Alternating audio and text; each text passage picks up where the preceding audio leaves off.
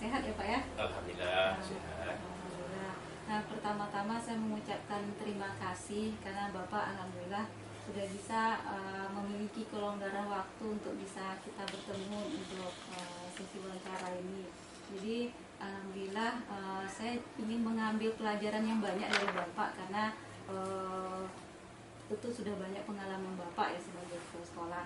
Jadi dalam hal ini saya mendapatkan tugas dari program pendidikan guru penggerak angkatan 8.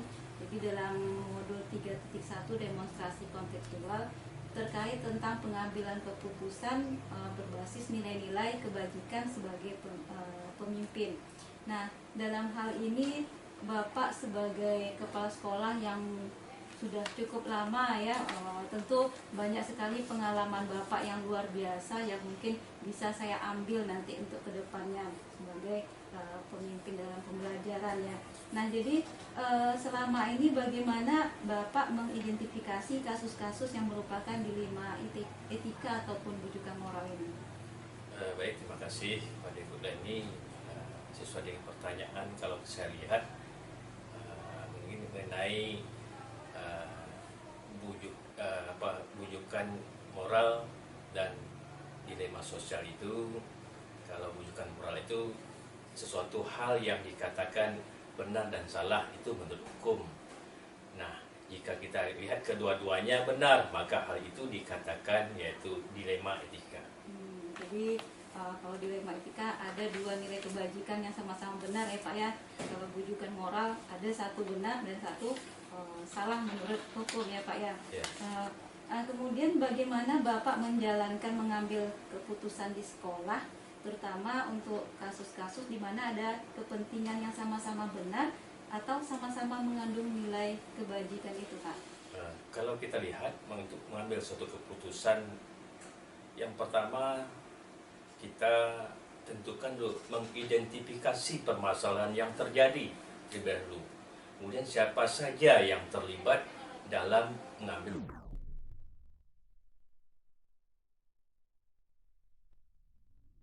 keputusan itu. Nah, dalam itu bagaimana cara keputusan itu mengutamakan prinsip kekeluargaan dan musyawarah. Jadi kita mengidentifikasi dulu ya Pak, kemudian siapa yang terlibat dalam kasus itu, kemudian musyawarah terutama yang penting ya Pak. Jadi itu strategi ya Pak ya. Jadi harus kita identifikasi terlebih dulu masalah yang ada ya Pak ya. Nah, kemudian prosedur yang biasa Bapak lakukan selama ini kira-kira apa Pak?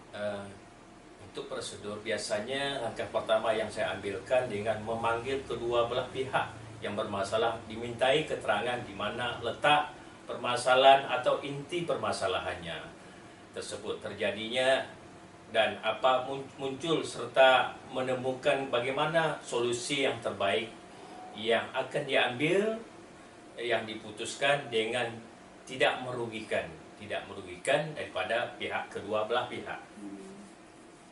Jadi kita harus berarti di sini kita mengkonfirmasi kedua belah pihak ya Pak. Jadi kita tahu yang ini bagaimana, yang sebelah ini bagaimana pula. Jadi harus kita dari situ kita bisa mengambil keputusan mana keputusan yang akan kita ambil ya Pak ya. Kemudian hal-hal apa saja yang selama ini Bapak anggap efektif dalam pengambilan keputusan pada kasus-kasus dilema etika ini? Melakukan dialog dengan pihak yang bermasalah, kemudian lagi dengan prinsip kekeluargaan agar dapat muncul solusi yang dapat diterima kedua belah pihak dengan cara memberi bimbingan secara komprehensif yang tidak menimbulkan perselisihan dari kedua belah pihak. Berarti di sini komunikasi ya harus kita jalankan, kita kuatkan lagi ya Pak. Jadi dengan komunikasi dari kedua belah pihak kita bisa mencari keputusannya mana yang lebih tepat ya Pak ya. Jadi di situ kuncinya ya. Nah, kemudian apakah Bapak memiliki sebuah jadwal tertentu dalam penyelesaian sebuah masalah ini, atau apakah langsung menyelesaikan di tempat? Kemudian bagaimana bentuk dan prosedurnya? selama saya menjadi kepala sekolah SMP Negeri 1 Usako, selama ini banyak tantangan yang dihadapi untuk mengambil suatu keputusan bagaimana mencari solusi ya terbaik bagi semua belah pihak dengan risiko seminimal mungkin. Tentu saja ini menimbulkan dukungan positif dari semua warga sekolah.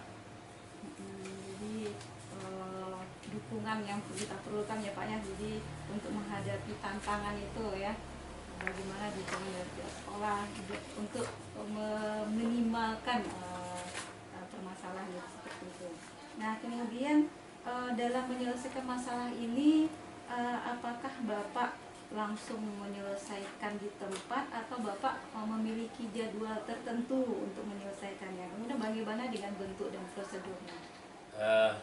Saya sebagai kepala sekolah, langkah yang tepat yaitu menyelesaikan permasalahan ada secara langsung diselesaikan di sekolah pada hari itu juga, agar tidak berkepanjangan serta tidak yaitu menimbulkan permasalahan yang baru dengan melibatkan beberapa pihak, terutama sekali dengan Dewan Guru untuk memberikan pertimbangan dan masukan yang terbaik, serta pengawas sekolah dan komite tergantung pada karakter permasalahan yang terjadi.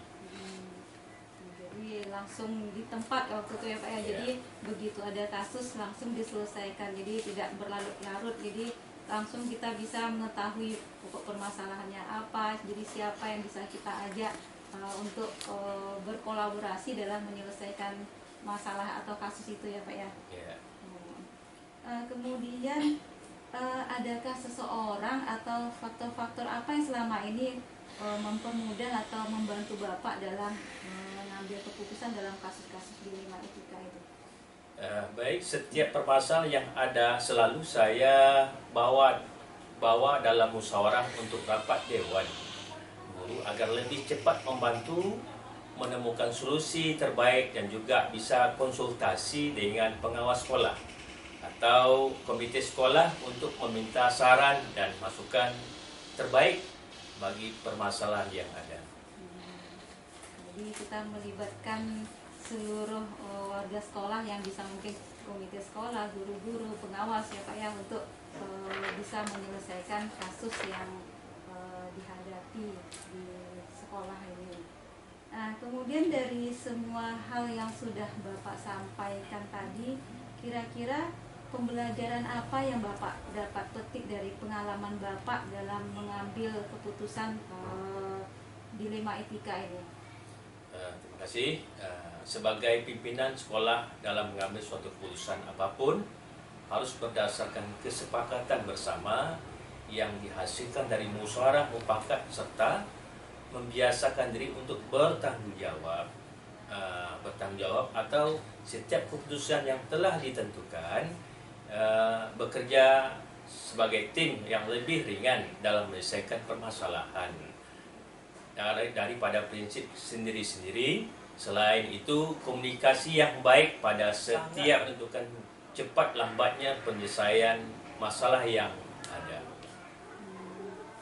Jadi apa yang intinya yaitu banyak sekali ya pembelajaran, terutama dalam bagaimana menyelesaikan masalah itu harus bekerja sama, berkolaborasi dalam membuat keputusan ya Pak, yang menggunakan semua elemen-elemen yang ada di sekolah, sehingga kita bisa dalam mengambil keputusan itu bisa menentukan mana yang keputusan terbaik yang bisa kita ambil di antara dua keputusan yang sama-sama nilai kebenarannya sama-sama baik.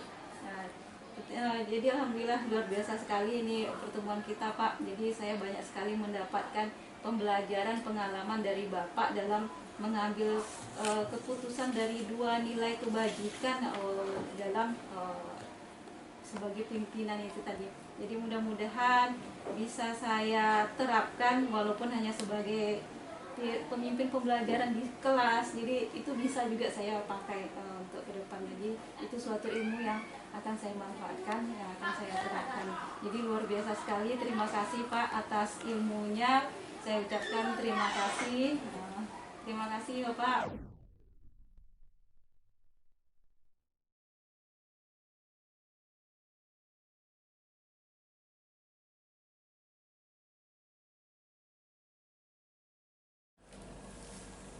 Assalamualaikum Pak. Waalaikumsalam warahmatullahi wabarakatuh. Apa kabar Pak? Alhamdulillah. Sehat ya Pak ya? Alhamdulillah ibu sehat. Ibu sehat. Alhamdulillah sehat. Beraktivitas dengan semangat terus. Ini alhamdulillah saya pertama-tama saya mengucapkan terima kasih kepada Bapak yang sudah meluangkan waktu di tengah kesibukannya ya. Jadi alhamdulillah bisa memenuhi permintaan saya untuk diwawancarai ya Pak ya. Jadi sehubungan dengan kegiatan tugas yang saya jalankan dan pendidikan guru penggerak ini, jadi kami ditugaskan untuk mewawancarai 2 atau 3 kepala sekolah dalam program guru penggerak angkatan 8 ini dalam modul 3.1 demonstrasi kontekstual tentang pengambilan keputusan berbasis nilai-nilai kebajikan sebagai pemimpin.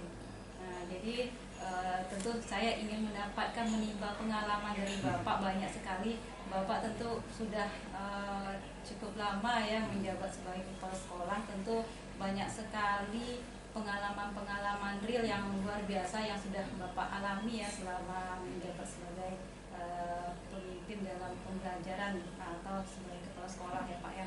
Jadi terlebih dahulu mungkin Bapak bisa memperkenalkan diri Pak.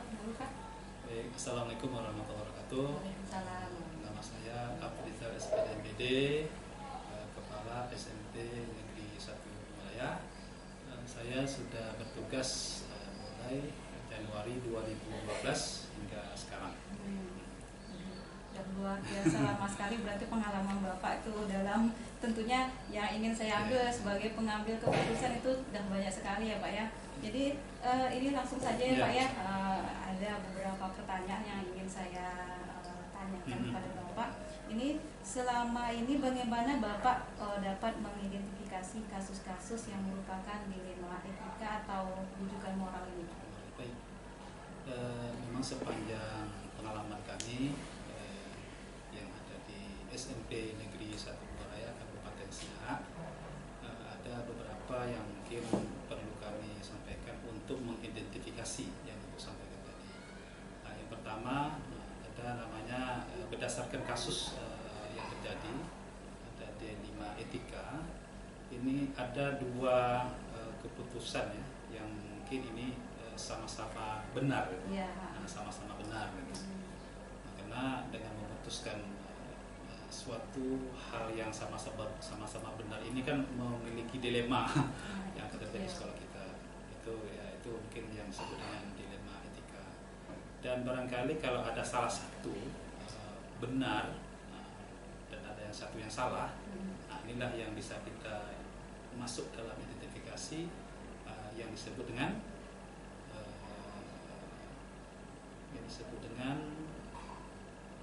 apa tadi Bu? Bujukan. Itu ya bujukan moral. Bujukan moral.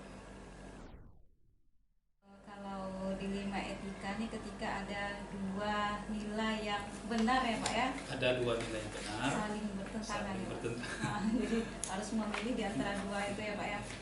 Kemudian kalau bujukan moral berarti ada 1 nilai yang benar, ada nilai yang tidak. Dan itu wajib kita putuskan. Nah, harus diputuskan juga ya Pak ya. Jadi putuskan. di antara 2 itu jadi memang itulah dilema atau bujukan moral ya luar biasa sekali. Mengambil keputusannya itu terasa berat ya Pak ya.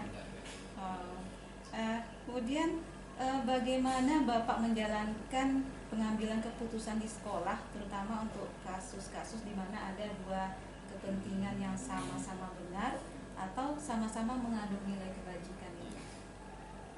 Sudah barang tentu sebelum kita mengambil keputusan, yang pertama kita harus mengidentifikasi dulu ya Bu ya.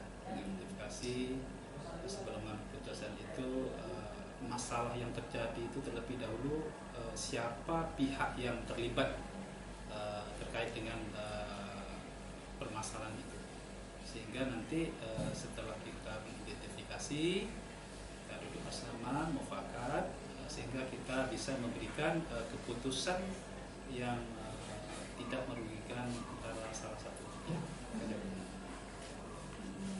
Jadi untuk mengambil keputusan tuh yang penting kita yang pertama tuh identifikasi dulu ya Pak ya. komunikasi, kemudian kita musyawarah ya, maka dengan yang ada kekeluargaan secara keluargaan baru bisa memutuskan untuk bersama memutuskan ya Pak, ya ya. sama-sama. Ya, berarti itulah langkah-langkah memang poin utama di situ ya Pak ya. Mas, ya. Nah kemudian langkah-langkah atau prosedur apa seperti apa yang biasa Bapak lakukan selama ini? Oh iya. Yang pertama tentunya kita harus melihat dulu siapa yang mungkin pemangku kepentingan yang mungkin harus kita ketahui. Kalau orang tua itu kita mengundang atau memanggil orang tua itu sama duduk bersama dengan pihak sekolah atau pihak komite. Kemudian permasalahan-permasalahan ini digali lah, dieksplorasi.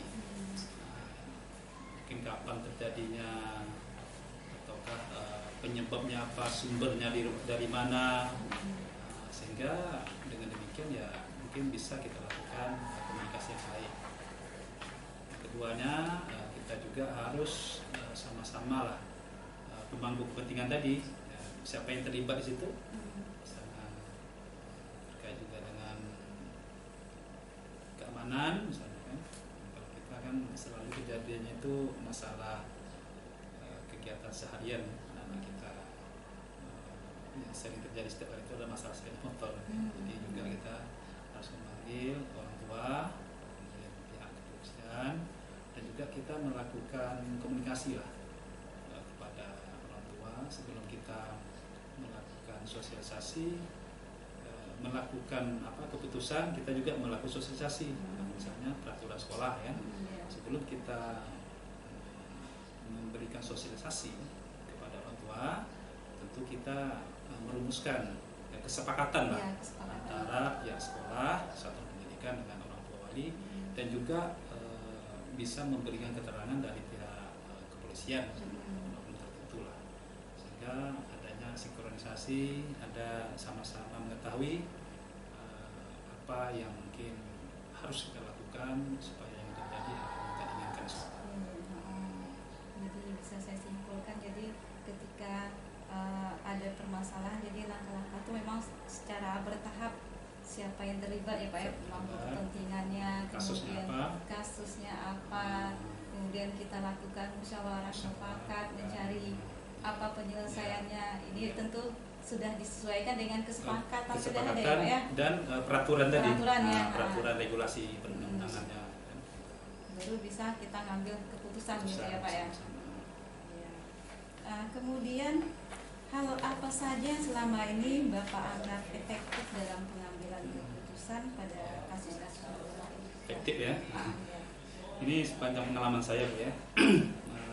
Memang perjalanan saya selama ya boleh dikatakan lumayan lama, 10 tahun, bukan tidak banyak terjadi di sekolah kita dengan heterogenitas sukuisme, budaya, mungkin ini membuat kita mungkin ada perbedaan, tapi perbedaan inilah yang menyatukan kita ya. Yang pertama saya memang melakukan dialog.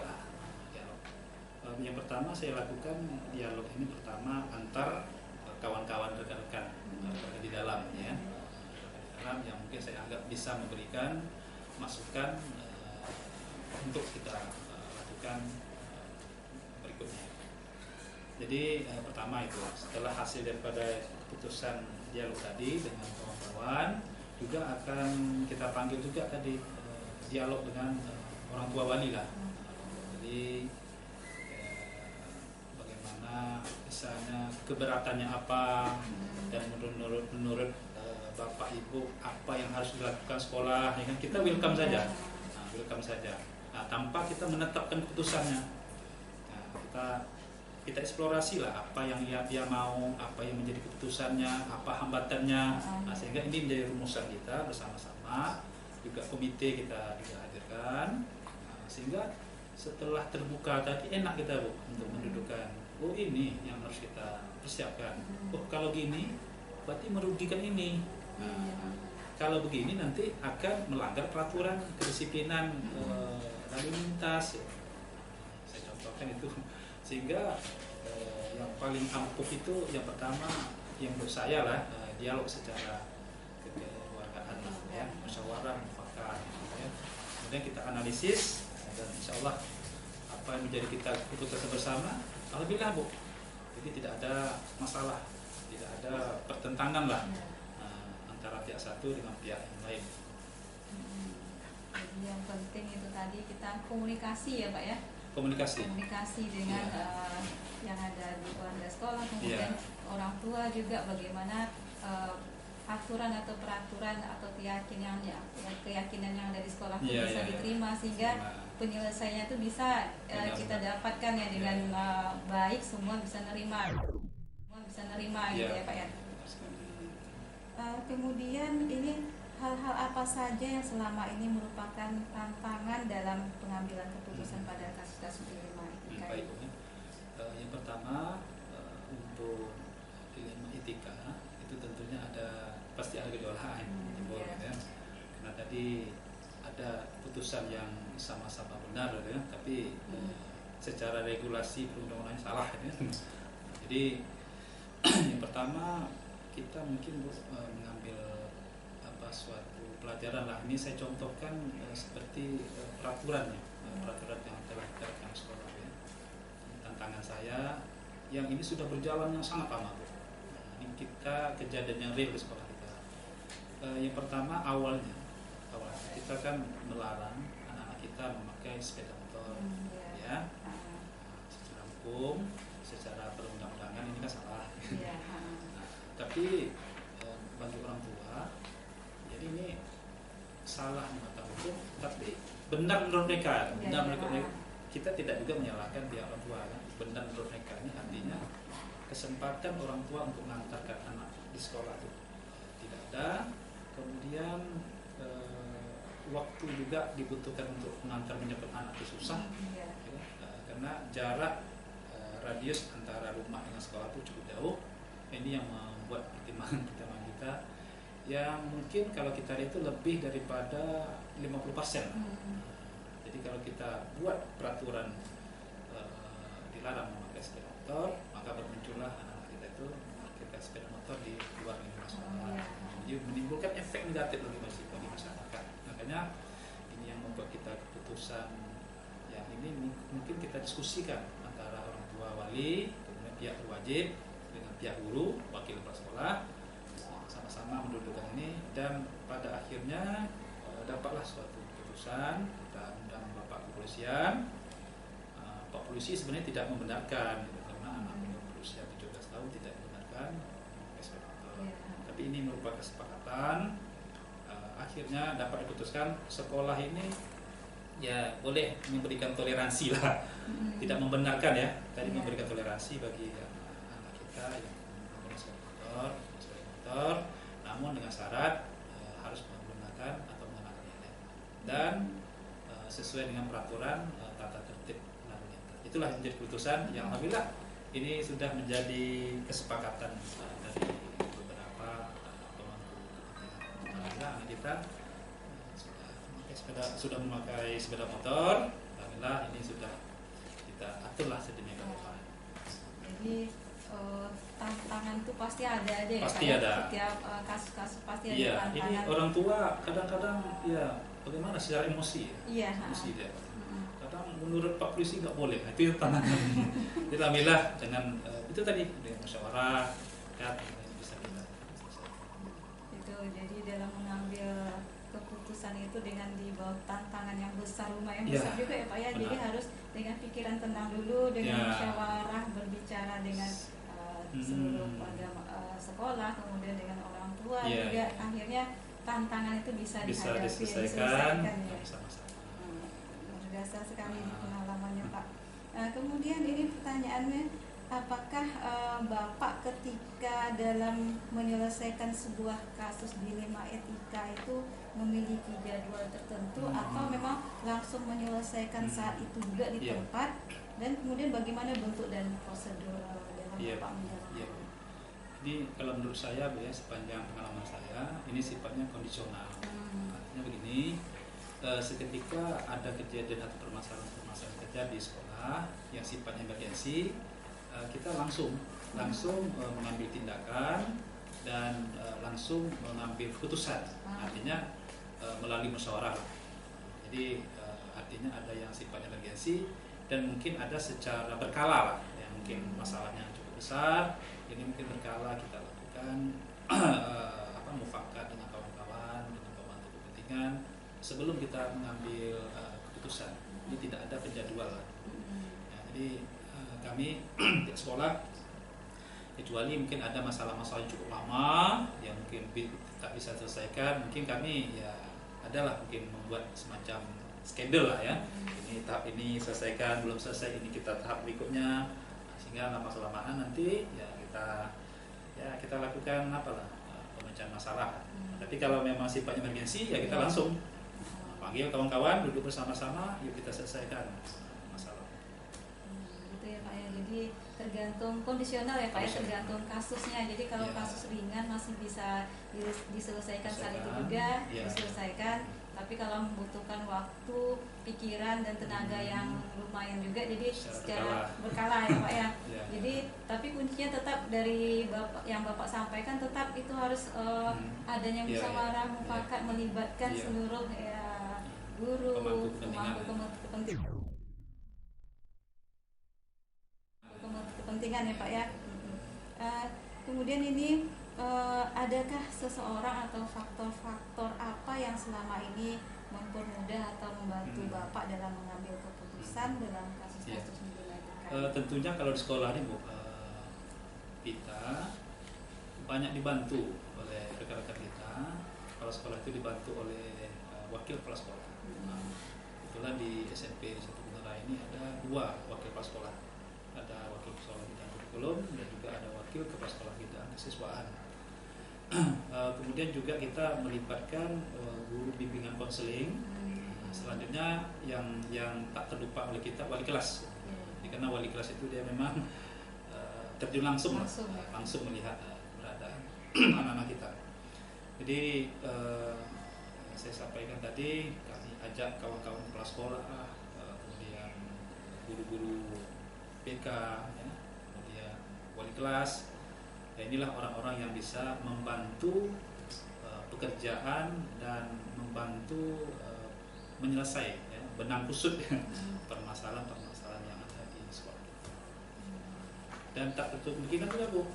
Nah, ini kan masalah intern ya, kalau masalah intern. Dan juga kita bisa dibantu oleh orang-orang luar ya. Kalau itu kan intern, kalau eksternnya bisa kita mungkin dari pihak kepolisian ataupun dari pihak kesehatan. Itu kita selalu minta support lah untuk mengendalikan kejadian-kejadian yang ada di sekolah. Jadi dalam ketika ada kasus itu ya, tentu yang terdekat dengan dalam kasus itu yang terlibat ya Pak, tentu kepala sekolah dibantu dengan ada wakil-wakil, kemudian wali kelas terutama guru BK ya Pak ya. Kemudian pada kasus itu tergantung, mungkin minta bantuan dari luar juga ya Pak, eksternal. Pak RT-nya kadang-kadang penghulunya. Jadi itu tergantung kasus apa yang dialami pada saat itu ya. Jadi keputusan bisa diambil ketika ada bantuan dari luar. Jadi ini yang terakhir nih Pak, dari semua hal yang sudah Bapak sampaikan tadi itu, nah kira-kira pembelajaran apa yang Bapak petik dari pengalaman Bapak selama mengambil keputusan dilema etika ini? Yang paling pertama, pengalaman kami harus hati-hati memberikan keputusan. Karena keputusan kalau salah kita mengambil keputusan, ini akan memberikan efek negatif berkepanjangan proses keberlangsungan, proses belajar mengajar yang ada di sekolah. Hati-hati, jangan gegabah untuk memberikan keputusan. Yang kedua, jangan lupa kita untuk bersama-sama dengan pemangku kepentingan. Kita tidak boleh memutuskan masalah atau memutuskan suatu permasalahan sendiri. Kita harus melibatkan stakeholder lah, kawan-kawan rekan-rekan kita untuk mengambil keputusan. Melalui apa? Melalui musyawarah, mufakat. sehat, dan amat penting adalah secara kekeluargaan. Yang ketiga, kita memberi keputusan itu juga jangan sampai merugikan antara satu pihak ya. Jadi sehingga keputusan ini dibuat memberikan keberuntungan, memberi manfaat bagi kedua belah pihak. Itu aja menurut saya, Bu. Itu luar biasa sekali pengalaman yang saya dapatkan. Jadi dari apa yang sudah Bapak lakukan selama menjabat sebagai kepala sekolah, jadi mungkin pembelajaran itu bisa saya ambil. Jadi ketika ada kita mendapatkan kasus, jadi yang pertama yang harus hati-hati ya Pak ya dalam memutuskan, tidak bisa langsung memutuskan. Ada satu tambahan lagi, kita harus sesuai dengan regulasi perundang-undangan. Oh iya. Jadi kita pun membuat keputusan pun kita juga harus bertanya dengan pihak ya yang terkait lah. Jadi kalau kita membuat keputusan ini kira-kira adalah pelanggaran hukum. Iya. Karena kita di sisi ini baik, nanti secara hukumnya mungkin secara moralnya benar. Secara hukumnya tidak tepat atau salah. Itu aja, Bu. Jadi bisa saya simpulkan, jadi ini harus hati-hati yang pertama ya Pak ya. Jadi dalam mengambil keputusan tidak bisa langsung kita ngambil memutuskan, jadi harus hati-hati dengan gegabah. Kemudian harus kita melibatkan stakeholder yang ada di pemangku kepentingan ya. Kemudian musyawarah dan mufakat itu jangan ditinggalkan ya Pak. Kekeluargaan, kemudian harus sesuai dengan regulasi yaitu uji benar salahnya ya Pak. Kemudian benar salahnya harus kita apakah ini terkait dengan pelanggaran hukum atau tidak, atau ada peraturan-peraturan yang dilanggar atau tidak ya Pak ya. Jadi luar biasa sekali ini wawancara saya terhadap Bapak. Jadi banyak sekali pengalaman yang bisa saya ambil dari Bapak perihal tentang bagaimana cara kita bisa mengambil keputusan berdasarkan nilai-nilai kebajikan itu tadi. Ternyata mengambil keputusan ketika kita mengalami dilema etika ini luar biasa berat sekali. Jadi itu kolaborasi itu yang penting ya Pak ya, bersama musyawarah mufakat. Nah, ya terima kasih Pak, udah banyak sekali pembelajaran saya dapatkan. Mudah-mudahan bisa saya terapkan, paling tidak saya sebagai guru menerapkan sebagai pemimpin pembelajaran di kelas. Jadi karena dilema etika ini juga terjadi di dalam kelas, jadi itu bisa kami terapkan. Jadi terima kasih atas ilmunya Pak. Terima kasih. Sama-sama Bu. Sama-sama. Sukses selalu ya.